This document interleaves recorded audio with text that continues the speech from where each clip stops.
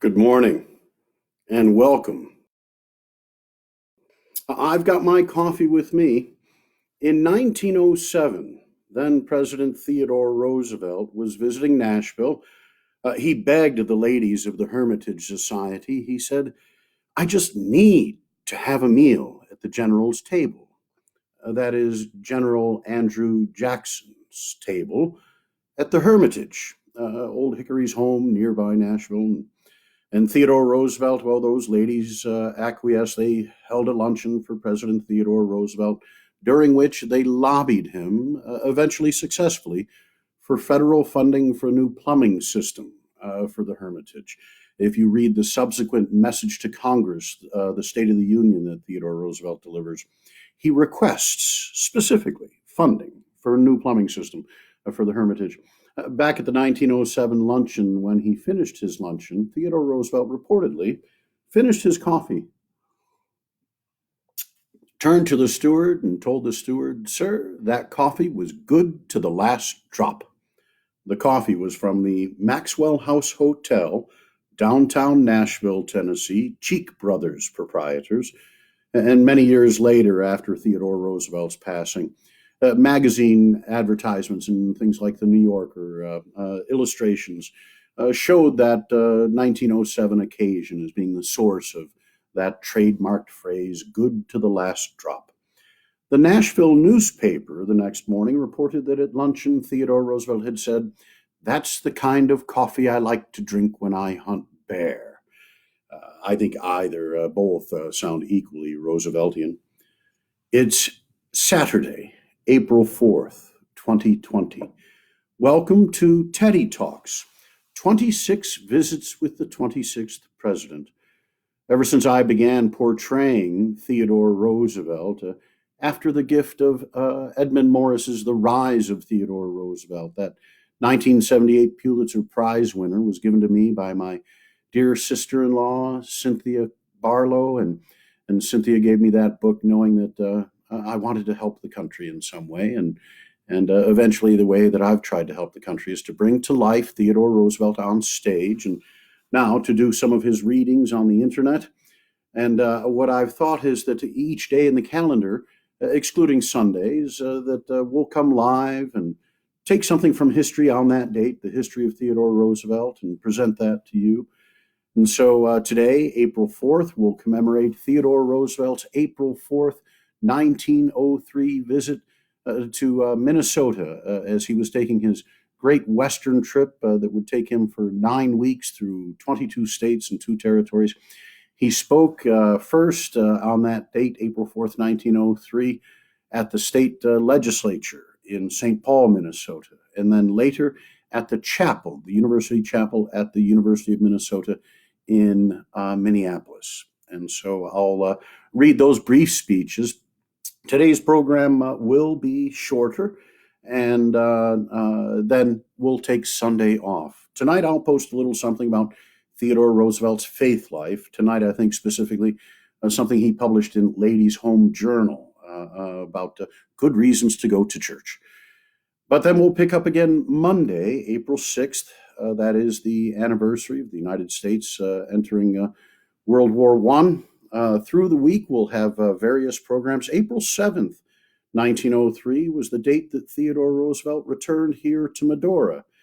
And so we'll have a reading of that brief little speech he made and talk a bit more about this wonderful Badlands territory of what is today North Dakota. April 10th is the anniversary of Theodore Roosevelt giving a speech, The Strenuous Life, at the University of Chicago to the Hamilton Society in 1899. I do say that modern audiences now, with the popularity of Hamilton, have begun asking whether or not I rap. I say I hardly even rhyme. A couple of dates in history related to Theodore Roosevelt in a way. Today, April 4th, in the year 1818, on this date, was born the Irish and then American author, Captain Thomas Mayne Reid. Mayne Reid, as he was known, was one of Theodore Roosevelt's favorite authors. He wrote children's novels under such titles as uh, the uh, the Boy Hunters, the Rifle Rangers, the Scalp Hunters, and famously the Headless Horseman. That's not Washington Irving's The Legend of Sleepy Hollow and Ichabod Crane, but these are stories that are set in the American Southwest, the plains of Texas. And Theodore Roosevelt gives great credit to the books of Mayne Reid as being his introduction to the outdoors and thrilling adventures and explorations and mammalogy, though they were quite simple. Those of you that have read about Theodore Roosevelt know that when he was a little boy, he found a harbor seal down at one of the fish markets down along the wharves, and he begged that fellow to have that seal. The fellow said no, but Theodore Roosevelt came back with his tape measure and journaled all about and sketched and lived the history of this seal, and eventually the skull of that seal, when the fish market fellow was all done with that seal and its blubber and its meat, he gave the skull of that seal to Theodore Roosevelt. And that was the first and perhaps the most important piece in the collection of Roosevelt's Museum of Natural History, something that Theodore Roosevelt and his brother Elliot and cousins next door kept in the fourth floor at the home at 28 East 20th Street, nearby Gramercy Park in Manhattan, New York City. So Mayne Reid was a man who came to the United States via New Orleans, came at the young age of 21, and before a half dozen years had passed after he'd become a newspaper man and a young novelist in Pittsburgh and Philadelphia, in the latter city becoming a drinking companion of Edgar Allan Poe. Mayne Reid enlisted when the United States entered the Mexican War, the Mexican-American War. He fought under Scott and was injured by a bullet wound to the leg at the Battle of Chapultepec. And after the war, Reid in the 1850s, became quite successful with his novels. Those novels, some of the favorites of Theodore Roosevelt. And I think in later years, he said he couldn't quite get into the books, but as a young boy, they were just the sort of thing that he enjoyed. If I may, April 4th, 1853 is also the birthday of Tad Lincoln. That is Thomas Lincoln III, the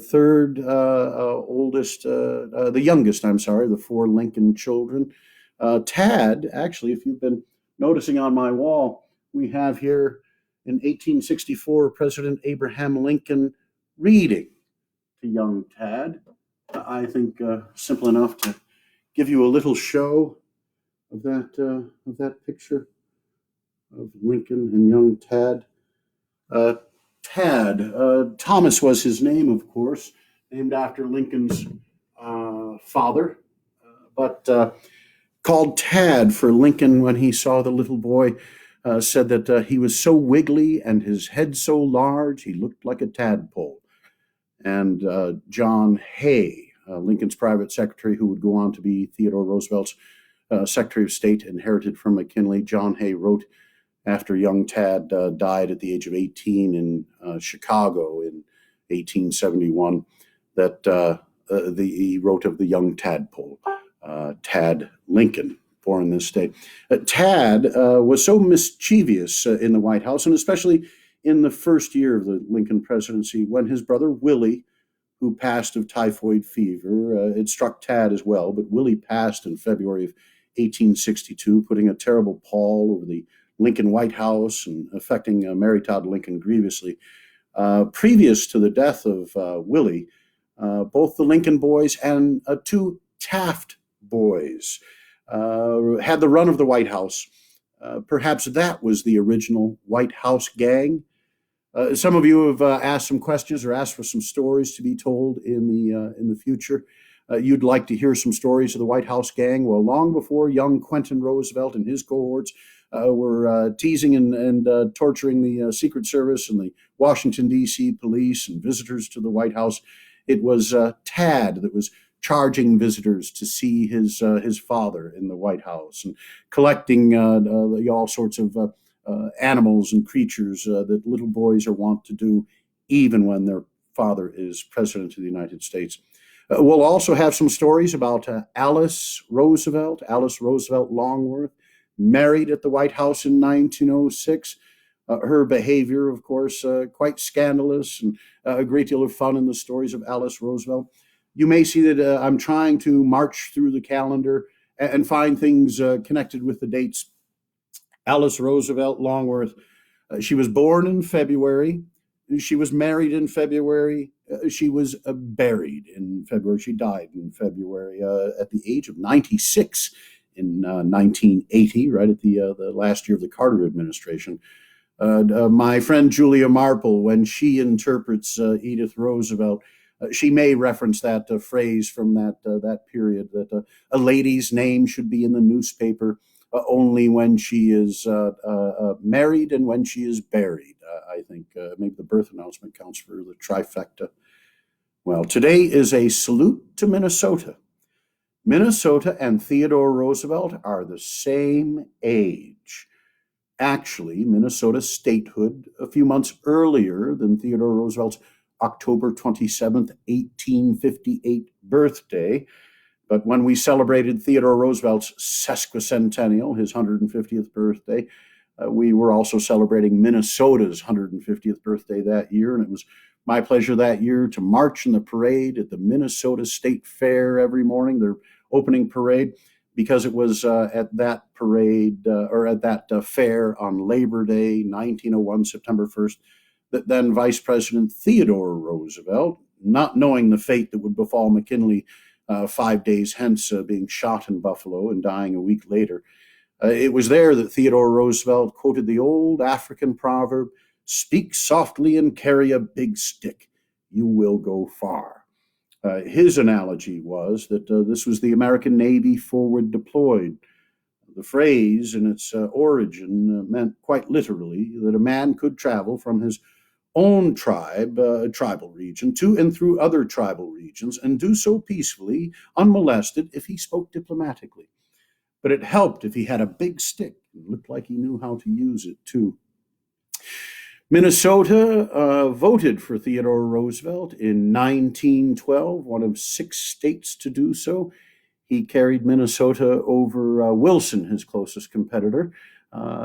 Taft and Debs running further behind. 37% of the popular vote in all 12 electoral votes from the land of 10,000 lakes. Some of those lakes being protected during Theodore Roosevelt's presidency when he declared Superior National Forest and Chippewa National Forest. We often say that Theodore Roosevelt gets the lion's share of the credit for the national parks, and he was able to wrestle 5 out of Congress during his presidential administration, doubling the number of national parks from 5 to 10. It did take an act of Congress to name a national park, and all too often that was an extremely difficult thing to do. Those state representatives and senators instead wanting to see those public lands utilized in some fashion. But Theodore Roosevelt understanding that we needed our wild places to recreate and visit and be inspired by as well. But he was able to declare by presidential order, and these being delegated powers from Congress, he was able to declare 150 national forests, neatly about 150 million acres above the 50 million that had been established before his administration. It was the Forest Reserve Act that delegated that opportunity to the president, and his own Congress, under the leadership of Congressman Lacey of Oskaloosa, Iowa, would further his powers by granting him, under the Monuments and Antiquities Act of 1906, the opportunity to name national monuments. But those 2 forests in Minnesota, a wonderful part of Theodore Roosevelt's legacy. I mentioned that on Saturday, that on April 4th in 1903, Theodore Roosevelt was in Minnesota. His speeches that day a bit briefer, and I'm looking forward to sharing these speeches with you, and then looking through your comments and questions. Bring them, keep them coming in, please. They really do give me encouragement and give me an opportunity to sort of fine tune and look back and look things up.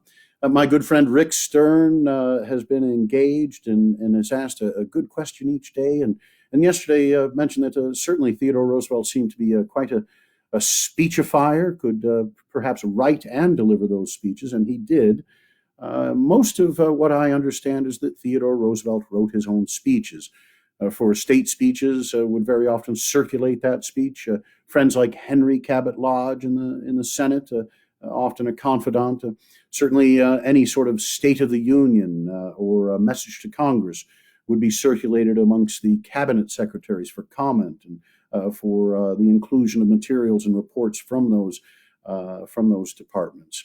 But it's written that Washington's farewell address was written mostly by Alexander Hamilton, Secretary of the Treasury. Certainly, we remember Schlesinger, Arthur Schlesinger, being a speechwriter for John F. Kennedy, and previously Harry Hopkins and others helping to write speeches for Franklin Delano Roosevelt. I did find an instance in Gifford Pinchot's autobiography, Breaking New Ground. This is Pinchot, who had been chief of the Forest Service for President Roosevelt. Pinchot, who would go on to serve 2 terms as Pennsylvania governor, paved the rural roads, and got the farmer out of the mud. Pinchot toured the country in 1910 with Roosevelt. Indeed, when Roosevelt left Africa and briefly stayed in Italy, it was Gifford Pinchot, recently fired by President William Howard Taft as our forester in the Pinchot-Ballinger country. It was Pinchot who raced to Italy with a satchel full of letters and reports for the review of Colonel Roosevelt. And Gifford Pinchot claims in Breaking New Ground that it was he who mostly wrote the New Nationalism speech given by Roosevelt in Osawatomie, Kansas, at the dedication of the John Brown State Historic Site there in Osawatomie. So I do appreciate that Theodore Roosevelt, I'm fairly certain, was the author of most of what we would call his speeches. And next week, The Strenuous Life. So a wonderful story related to that as well. So, with no further ado, the readings of Theodore Roosevelt for today, April 4th, these coming from 1903 in Minnesota. Before the Minnesota State Legislature in St. Paul. Oh, and here a note on one of TR's references. He says, "We have been able to escape the leadership of those who feared Scylla so much that they would plunge us into Charybdis, and of those who feared Charybdis so much that they would plunge us into Scylla. In classical mythology, Scylla was a horrible 6-headed monster who lived on a rock on one side of a narrow strait. Charybdis was a whirlpool on the other side, and when ships passed close to Scylla's rock in order to avoid Charybdis, she would seize and devour the sailors." You may recognize this from Jason and the Argonauts and Odysseus. All had to pass between Scylla and Charybdis. Also, Governor Van Zandt, Lieutenant Governor Jones, and Speaker Babcock alluded to are all Republicans. Governor Van Zandt had actually, as governor, initiated a suit against the Northern Securities Railroad Trust, James P. Hill of Minnesota, along with J.P. Morgan and Harriman partners. Well, it was subsequently that Attorney General Philander Knox and Theodore Roosevelt sued the Northern Securities Trust, claiming they were in violation of the Sherman antitrust laws, and by a 5-4 decision that was upheld, the first major and then precedent-setting case of the United States breaking up a great trust. So, Mr. Governor, Mr. Lieutenant Governor, Mr. Speaker, members of the legislative body, men and women of Minnesota, I thank you for greeting me and for giving me the chance to say a word or two in welcome and in acknowledgement of your greeting. To any American capable of any depth of reflection whatever, it should always be a somewhat solemn thing to come into the presence of two bodies in one legislative body, the other an educational body.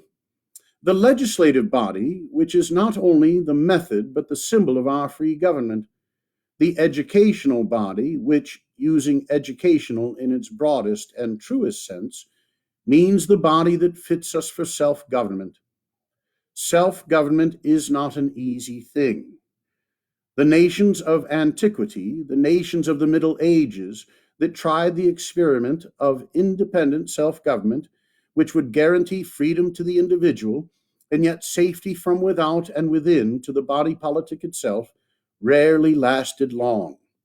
Never rose to a pitch of greatness such as ours without having suffered some radical and, as it proved, ultimately fatal challenge of structure. Until our republic was founded, it had proved impossible in the long run to combine freedom for the individual and greatness for the nation. The republics of antiquity and of the Middle Ages went one of two lines. Either proved fatal. Either the individual's interests were sacrificed, and while retaining the forms of freedom, the republic became in effect a despotism, or else the freedom of the individual was kept at the cost of utter impotence, either to put down disorder at home or to repel aggression from abroad. It has been given to us during the century and a quarter of our national life so to handle ourselves as a people that we have escaped both dangers. We have been able to escape the leadership of those who feared Scylla so much that they would plunge us into Charybdis, and of those who feared Charybdis so much that they would plunge us into Scylla. We have been able to preserve orderly liberty and strength to grow in greatness among the nations of the earth, while becoming steadily more and more democratic in the truest and broadest sense of the word. I believe with all my heart that we shall continue on the path thus marked out for us, but we shall so continue only if we remember that in the last analysis the safety of the republic depends upon the high average of individual citizenship. We can keep all the forms of free government, and every 4th of July we can talk possibly a little too boastfully of both the past and the present. And yet it shall not avail us if we do not have in our hearts the spirit that makes for decent citizenship, the spirit that alone counts in the formation of a true republic.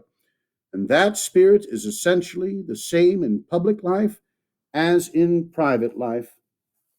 The manifestations of it differ, but the spirit is the same. A public man is as much bound to tell the truth on the stump as off the stump. On the other hand, his critics will do well to remember that truth-telling is a virtue for them to practice also. What we need in public life and in private life is not genius so much as the many-sided development of the qualities which in their sum make good citizenship. In a great crisis, we shall need a genius. Thrice and thrice over, fortunate is the nation which then develops a Lincoln to lead it in peace, a Grant to lead it in war, a Washington to lead it in war and peace. But what we need as a nation, as an individual, at the ordinary times which are so much larger in the aggregate than the extraordinary times, and upon our conduct, in which really depends our conduct in extraordinary times, are the commonplace virtues which we all recognize, and which when we were young we wrote about in copybooks, and which, if we practice, will count for 1,000 times more in the long run than any brilliance and genius of any kind or sort whatsoever. I want to say just a word on the other side of the two great questions, the legislative and educational questions. Education must be twofold. Of course, if we do not have education in the school, the academy, the college, the university, and have it developed in the highest and wisest manner, we shall make but a poor fist of American citizenship.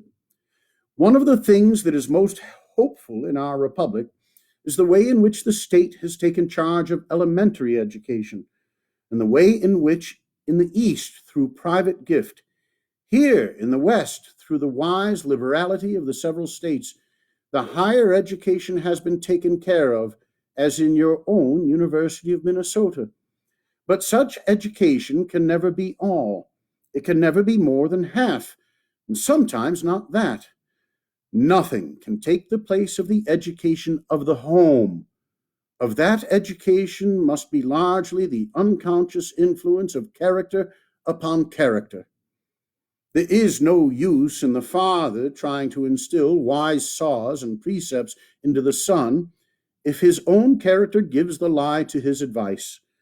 And unfortunately, it is just as true in the education of children as in everything else, that it is almost as harmful to be a virtuous fool as a knave.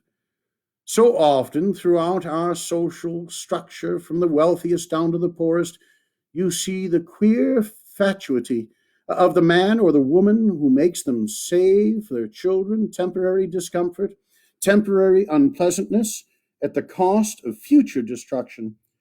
You see a great many men, and I am sorry to say, a great many women who say, I have had to work hard.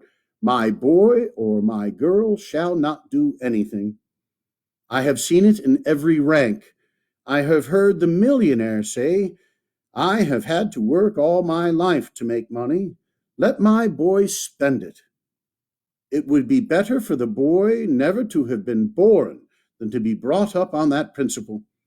On the other hand, I have seen the overworked drudge, the laborer's wife, who said, well, I have had to work my heart out all my days. My daughters shall be ladies.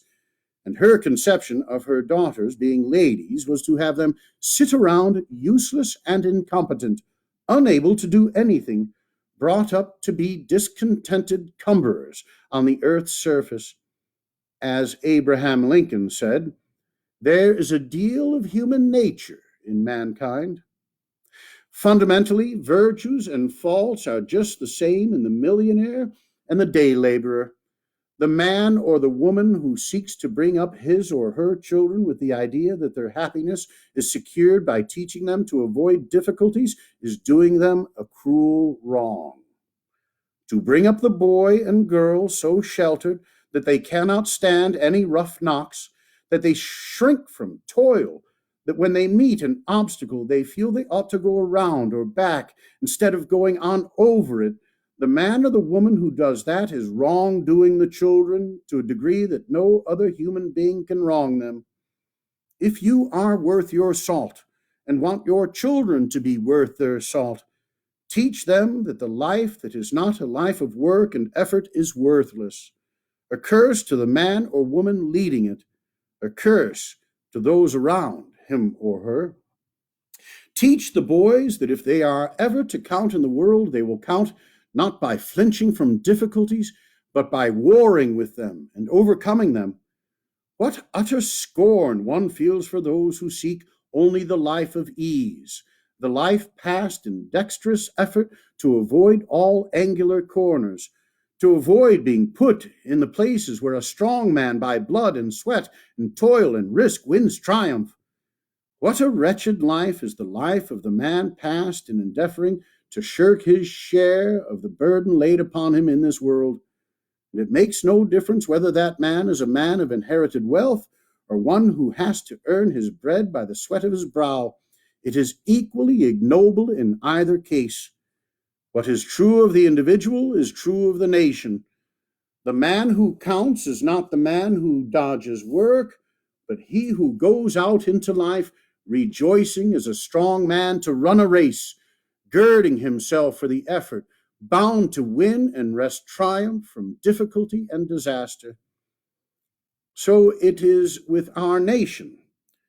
No nation which has bound itself only to do easy things ever yet amounted to anything, ever yet came to anything throughout the ages.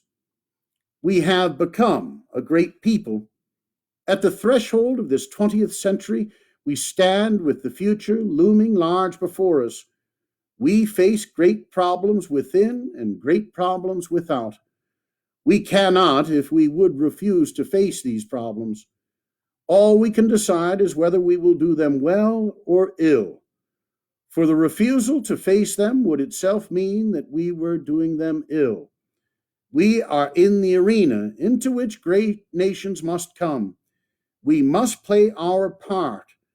It rests with us to decide that we shall not play it ignobly, that we shall not flinch from the great problems that there are to do, but that we shall take our place in the forefront of the great nations and face each problem of the day with confident and resolute hope.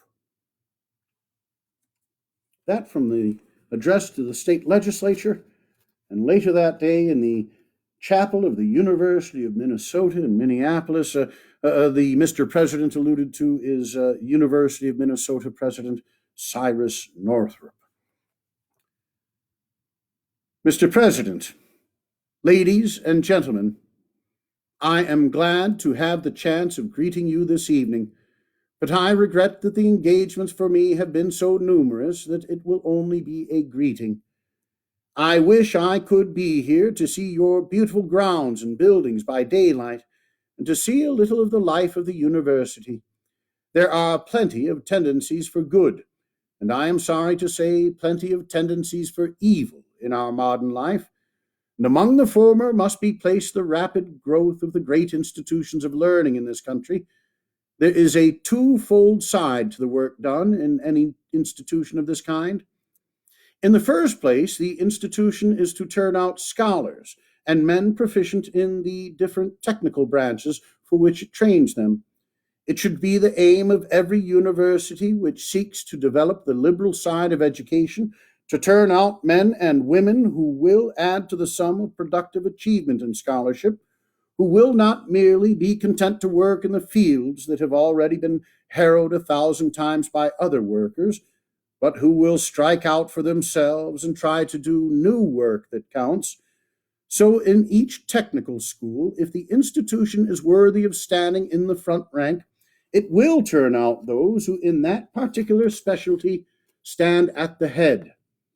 But in addition to this merely technical work, to the turning out of the scholar, the professional man, the man or woman trained on some special line, each university worthy the name must endeavor to turn out men and women in the fullest sense of the word, good citizens, men and women who will add by what they do to the sum of noble work in the whole community. It is a good thing that so much attention should be given to physical development. I believe in rough games and in rough manly sports. I do not feel any particular sympathy for the person who gets battered about a good deal so long as it is not fatal.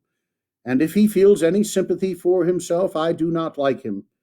I believe thoroughly in the sound and vigorous body. I believe still more in the vigorous mind. And I believe most of all in what counts for more than body, for more than mind, and that is character. That is the sum of the forces that make the man or the woman worth knowing, worth revering, worth holding to. Play hard while you play, but do not mistake it for work. If a young fellow is 20, it is a good thing that he should be a crack halfback. But when he is 40, I am sorry if he has never been anything else except once at 20 a good halfback. Keep the sense of proportion. Play hard. It will do you good in your work. But work hard, and remember that is the main thing. Finally, in closing, I think it is a safe thing to take a motto that I heard from the lips of an old football player once. Don't flinch, don't fall, and hit the line hard. Ladies and gentlemen and friends, thank you for joining me in what had been the first days, the premier days of Teddy Talks. In April, 26 days with the 26th president. I mentioned the other day we're looking for a title for future programs. I did a little looking forward and counting this time. The reason April is named 26 Days with the 26th President is because, excluding Sundays, a good day of rest and family time, there are 26 days in April, Monday through Saturday, beginning on Wednesday the 1st, that we'll visit 26 times in April. And if we continue in May and June, well, in May, excluding Sundays, there are 26 days, Monday through Saturday, that we might visit in the month of May. And in June, excluding Sundays, there are 26 days on the calendar in June, Monday through Saturday, excluding Sundays. So at least for the first 3 months of Teddy Talks, which I think I've enjoyed enough to make a commitment to let you know that we should be visiting. I hope that it's of some comfort and encouragement to you. It is to me to get into the words of Theodore Roosevelt, and I promise to do my best to do a better job reading and conveying his words, and also having a bit of information with regards to this date in history and background on Theodore Roosevelt and such. My thanks to you for being with me these early days of April. If there's anything that you took away from today's presentation, should have done it at the top of the show, but here. Again, the men and women of the USS Theodore Roosevelt, CVN 71, that nuclear aircraft carrier that the Navy calls the Big Stick. Recently relieved of command was Captain Brett Crozier, and it's to Captain Crozier and to the crew of the Theodore Roosevelt that I dedicate today's program. Will do my best to be prepared next week, and to each and every one of you. All the best from Medora, North Dakota.